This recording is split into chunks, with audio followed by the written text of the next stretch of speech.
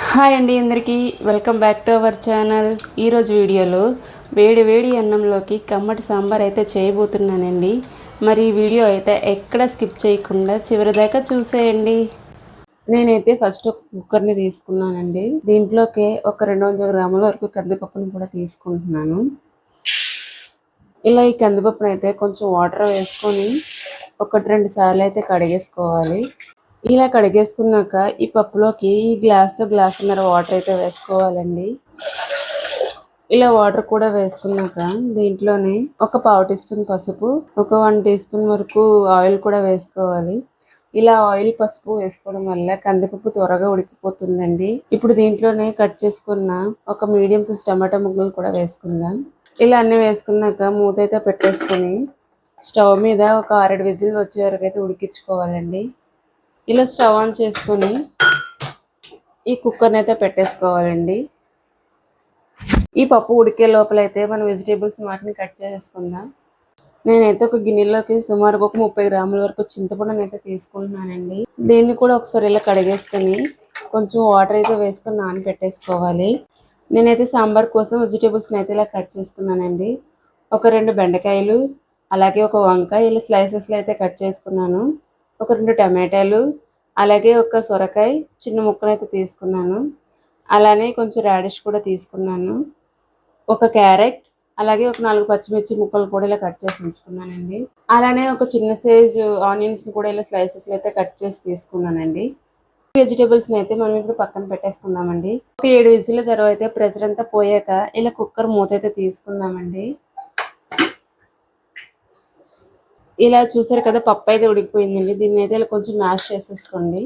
ఇలా పప్పు అంతటిని మ్యాష్ చేసుకున్నాక దీన్ని కూడా పక్కన పెట్టేసుకోవాలి. మీరు ఏ గిన్నెలో సాంబార్ పెట్టుకోవాలనుకుంటున్నారో ఆ గిన్నెని అయితే తీసుకోండి. ఇప్పుడు దాంట్లోనే మనం ఉడికించుకున్న పప్పును కూడా వేసేసుకోవాలి.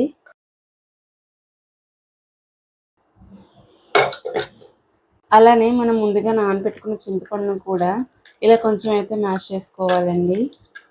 దీంట్లోనే మీరు చూసుకుని కొంచెం వాటర్ కూడా యాడ్ చేసుకోవచ్చు. ఈ పప్పులోనే ఇప్పుడు ఈ చింతపండు రసాన్ని కూడా వేసేసుకుందాం. పులుసులోకి మీకు వాటర్ అయితే సరిపడా అయితే వేసుకోవాలండి.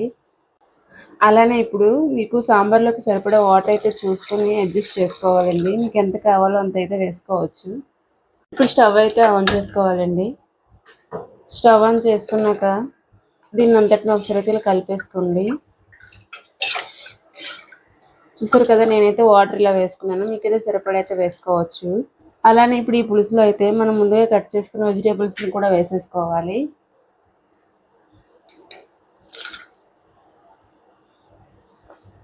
ఇలా వెజిటేబుల్స్ అయితే ఫ్రై చేసి వేసుకునే కంటే ఇలా పులుసులో ఉడికించుకుంటే సాంబార్ అనేది ఇంకా టేస్ట్గా వస్తుందండి. ఇలా అయితే ఒకసారి ట్రై చేయండి. అలానే ఆనియన్స్ని కూడా వేసేసుకుంటున్నాను. పచ్చిమిర్చి కూడా వేసుకుంటున్నానండి. ఇలా వెజిటేబుల్స్ కూడా వేసుకున్నాక ఒకసారి అయితే ఇలా కలిపేసుకోండి. ఇప్పుడు దీంట్లోకి రుచికి సరిపడా సాల్ట్ అయితే వేసుకోవాలండి. అలానే ఒక 1/4 టీ స్పూన్ పసుపు కూడా వేసుకుంటున్నాను. నేను ఆల్రెడీ పసుపు వేసుకున్నాను కాబట్టి కొంచెం తక్కువనే వేసుకుంటున్నాను. అలానే ఒక 1/2 టీ స్పూన్ కారం కూడా వేసుకుంటున్నాను. పచ్చిమిర్చి మనం ఆల్రెడీ వేసుకున్నాం కాబట్టి కొంచెం చూసుకుని కారం అయితే వేసుకోవాలి. అలానే ఒక 1 టీ స్పూన్ ధనియాలు జీలకర్ర పౌడర్ కూడా వేసుకోవాలండి. ఇలా అన్నీ వేసుకున్నాకైతే ఒకసారి మొత్తం కలిపేసుకోండి. ఇలా ఉప్పు అది సరిపోయిందో లేదో ఒకసారి చెక్ చేయండి మీరైతే. ఇప్పుడు దీంట్లోకి కొద్దిగా కరివేపాకు కూడా వేసుకుని ఇలా కరివేపాకు కూడా వేసుకున్నాక ఇలా ఒకసారి మొత్తం కలిపేసుకుని ఒక 15 నిమిషాల పాటు అయితే బాగా మరిగించాలండి. వెజిటేబుల్స్ అయ్యి చక్కగా అయితే ఉడికిపోతాయి. ఒక 15 నిమిషాల తర్వాత అయితే ఇలా ఒకసారి కలుపుకోండి. చూసారు కదండి, చాలా బాగా ఉడికిపోయింది. వెజిటేబుల్స్ కూడా బాగా ఉడికాయి. ఇప్పుడు దీంట్లోకి కొద్దిగా బెల్లం కూడా వేసుకుందాం. అలానే కొద్దిగా సాంబార్ పౌడర్ కూడా చివరిగా అయితే వేసుకోవాలండి. ఇలా కొంచెం లో ఫ్లేమ్లోనే పెట్టి మరిగించుకోండి. ఇలా సాంబార్ పౌడర్ కూడా వేసుకున్నాకైతే ఇలా మొత్తం ఒకసారి అయితే కలిపేసుకోండి.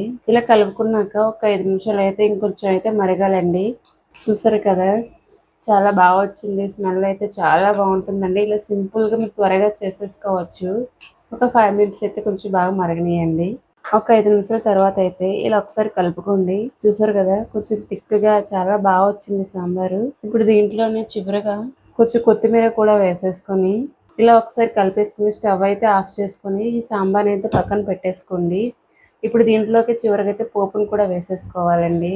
నేనైతే స్టవ్ ఆన్ చేసుకుని తాలింపు కోసం ఒక చిన్న గిన్నెని అయితే పెట్టుకున్నానండి. ఇప్పుడు దీంట్లోనే కొద్దిగా ఆయిల్ కూడా వేసుకుందాం. అలానే ఇప్పుడు కొంచెం రోట్లో దంచుకున్న అల్లం వెల్లుల్లిపాయలను కూడా వేసుకుందాం. ఇలా దంచుకోవడం వల్ల సాంబార్ మరింత రుచిగా వస్తుందండి. అలానే చిన్న రిక్వెస్ట్ అండి, నేనైతే ఛానల్ని కొత్తగా స్టార్ట్ చేశాను. నా వీడియోస్ చూసి మీకు నచ్చినట్టయితే కొంచెం సబ్స్క్రైబ్ చేసుకుని సపోర్ట్ అయితే చేయండి. ఇప్పుడు దీంట్లోనే ఒక 1/2 టీ స్పూన్ ఆవాలు, అలానే కొద్దిగా పచ్చిశనగపప్పు, ఒక 1/2 టీ స్పూన్ జీలకర్ర, ఒక 3 ఎండుమిర్చిని కూడా వేసుకుంటున్నాను. ఇలా వేసుకున్నాకైతే ఒకసారి తిప్పేసుకోండి. ఇప్పుడు దీంట్లోకి కొద్దిగా పచ్చికరివేపాకు కూడా వేసుకోవాలి. ఇలా వేసుకున్నాకైతే ఒక 2 నిమిషాల పాటు అయితే ఈ పోపు అయితే ఫ్రై అవ్వాలండి.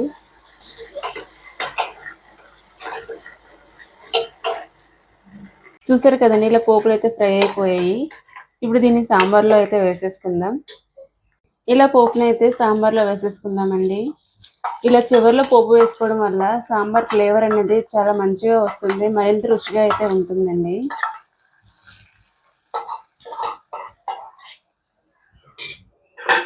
ఇలా పోపు కూడా వేసుకున్నాక ఒక్కసారి అయితే కలిపేసుకోండి. అంతేనండి, ఎంతో ఈజీ మరియు టేస్టీ సాంబార్ అయితే రెడీ అయిపోయింది. దీన్ని ఇడ్లీతో అయినా, రైస్తో అయినా, దేనితో అయినా తీసుకోవచ్చండి, చాలా బాగుంటుంది. మీరు కూడా ఒకసారి ఇలా ట్రై చేయండి. ఈ వీడియో కనుక మీకు నచ్చినట్లయితే లైక్ చేయండి, షేర్ చేయండి, అలాగే సబ్స్క్రైబ్ చేసుకోండి. Thank you for watching.